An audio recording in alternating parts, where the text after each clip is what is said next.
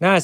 499ตั้งแต่มหาปวารณายะอปวาเรนโตชุนเหอาปัชชติโนกาเลเป็นต้นไป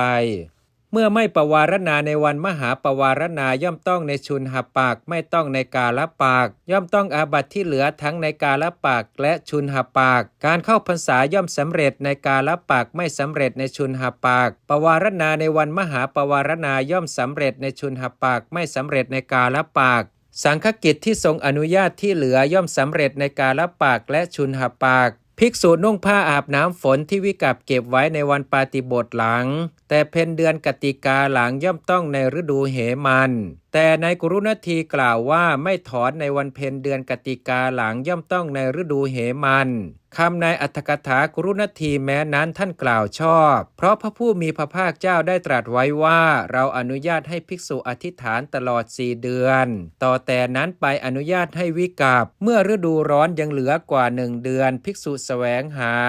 และเมื่อฤดูร้อนยังเหลือกว่ากึ่งเดือนภิกษุทำนุ่งชื่อว่าย่อมต้องอาบัติในคิมหฤดูเมื่อมีผ้าอาบน้ำฝนแต่เปลือยกายอาบน้ำฝนชื่อว่าย่อมต้องอาบัติในฤดูฝน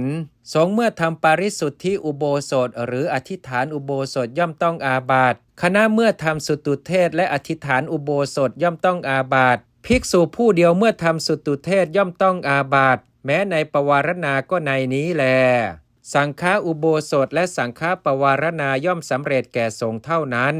คณะอุโบสถและคณะปวารณาย่อมสำเร็จแก่คณะเท่านั้น